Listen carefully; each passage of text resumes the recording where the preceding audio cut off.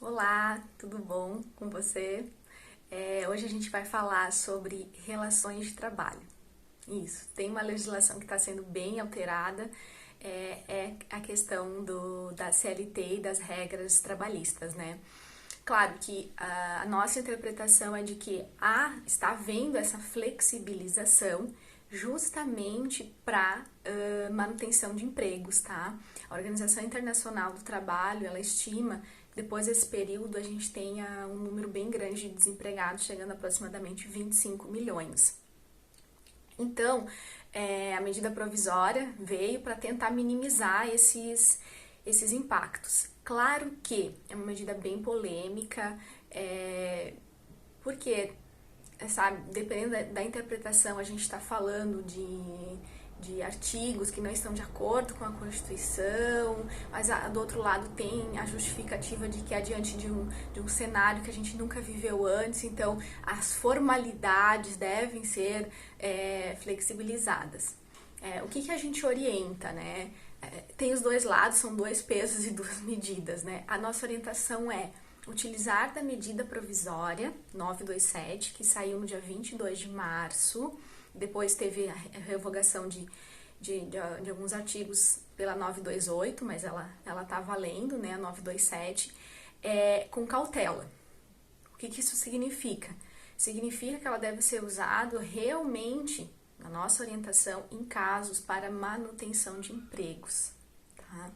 Então, e respeitando a Constituição. Respeitando a Constituição e respeitando o artigo 8º da CLT, que fala do interesse coletivo frente ao interesse individual. Então, aqui é um ponto que deve ser analisado bem caso a caso, não é algo que você, saiu essa medida provisória, é a solução, eu vou estar utilizando de maneira arbitrária, né? Afinal, a demissão ela não precisa ser justificada, né? É um livre ato do empregador, mas aqui a gente está tentando exatamente o contrário, né? É manter o emprego, e para isso a gente vai flexibilizar, porque de um lado, entre não ter emprego e ter essa flexibilização e continuar com o contrato de trabalho, a gente opta pela segunda opção. Mas aí no decorrer do vídeo eu vou trazendo alguns elementos que a gente acha importante, tá? Tanto para a garantia do empregador, né? Mas para entendendo também um pouco o lado do empregado nesse momento, que como a gente vem trazendo, é um momento de união, não de polarização, porque senão a gente não vai conseguir passar por essa crise juntos, né? Justamente, novamente aqui, a gente traz a coletividade. Bom, dando essa introdução, vale... um outro ponto é que a medida provisória, por que a gente também fala de usar a medida provisória com cautela? Porque ela depende de aprovação para virar lei. Tá? Então, a gente não sabe como isso vai acontecer e também a gente não tem precedente na Justiça do Trabalho para conseguir dar uma orientação mais específica. O que é um precedente? É olhar casos parecidos e conseguir orientar, né, o empresário e a empresária no sentido de qual caminho pode ser seguido para fazer esse gerenciamento de risco e em cima disso optar qual risco ele ou ela decide tomar, tá? Bom, mas vamos lá. Passando essa fase de introdução, vamos às alterações. A primeira alteração que a gente trouxe aqui, né, para manutenção do emprego é a questão de férias. Então, teve uma alteração de o aviso de férias, tanto individual quanto coletiva, ser de 48 horas.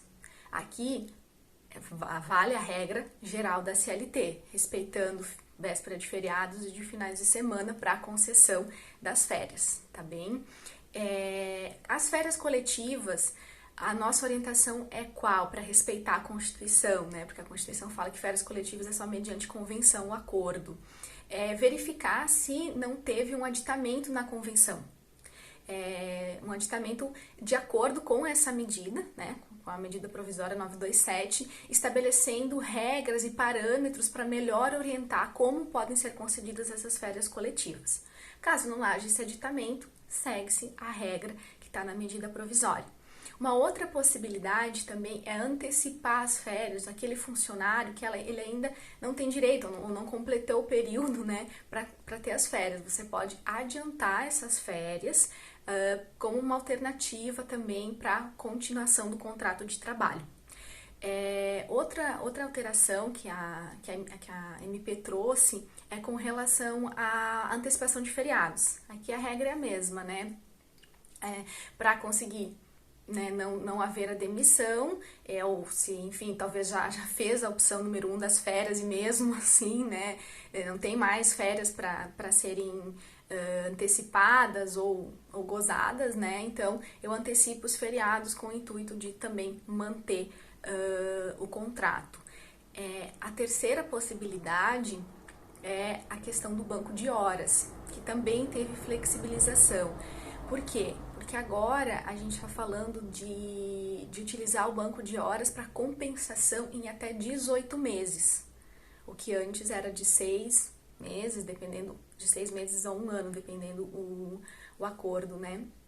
Agora, ele pode ser compensado em até 18 meses, sendo que o início vai se dar logo após esse estado de calamidade cessar. Uma outra possibilidade é o teletrabalho. O teletrabalho também teve alteração, né, possibilitando, nesse caso, flexibilizando também todas as áreas conseguirem realizar o teletrabalho. Por mais que a legislação não traga a necessidade de aditamento no contrato, né, de trabalho, a nossa orientação é que seja feito um aditamento, sim, para a modalidade home office, e que também nesse contrato ele tenha cláusulas de confidencialidade, né, especificando quais documentos aquele funcionário, aquele empregado vai estar retirando da empresa e levando para casa para realizar o seu trabalho. E justamente por ser um momento bem delicado, né? Então conversar com o colaborador, documentar que informações estão sendo levadas, ter uma cláusula de confidencialidade e fazer esse aditamento, especificando como vai se dar essa relação. Porque às vezes também adotamos a modalidade de teletrabalho, mas o empregado nunca trabalhou como teletrabalho, então ele não sabe como vai funcionar. Então a gente orienta a fazer um aditivo, colocar ali exatamente como vai se dar essa relação, essa fiscalização, que documentos ele vai levar. A gente acha isso bem importante. Agora a gente vai falar um pouquinho dos benefícios financeiros.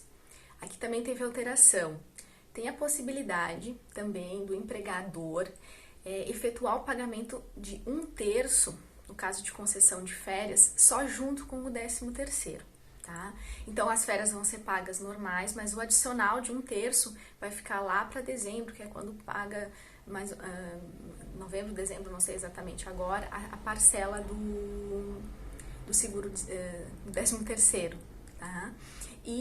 Mas isso, claro que a gente está falando em caso de continuidade do contrato de trabalho. Se houver uma demissão, todas as verbas vão ter que ser indenizadas, pagas corretamente, de acordo com as regras da CLT. Uma outra alternativa também para facilitar aqui o empregador é a questão do pagamento do FGTS. Ele foi suspenso, ou seja, agora nos meses de março, abril e maio ele não precisa ser pago, né? Vai ser jogado lá para os meses mais para frente e pode ser parcelado em até 6 vezes sem juros e multa, mas tem que ficar ligado ao prazo que depois vai iniciar esse parcelamento. Tem mais alteração, tá? Tem o artigo 2º da medida provisória que prevê acordo individual para redução de salário e jornada. Esse é um artigo bem específico, que tem vários pontos que precisam ser analisados e que por isso a gente vai deixar para o vídeo de amanhã, tá? Que a gente vai trazer toda a nossa construção jurídica e orientação no sentido de minimizar riscos. Outra coisa que a gente aconselha também, além de ter tudo documentado, fazer os aditivos, ter um fluxo de caixa em dia da sua empresa para garantir futuramente, né? Como a gente comentou no início, é uma insegurança jurídica muito grande, não tem precedente, então tenha documentado o fluxo de caixa, a realidade da empresa para justificar as ações tomadas. Por isso mesmo que a gente iniciou o vídeo falando que se trata de medidas de segurança com cautela, tá bem? E até amanhã.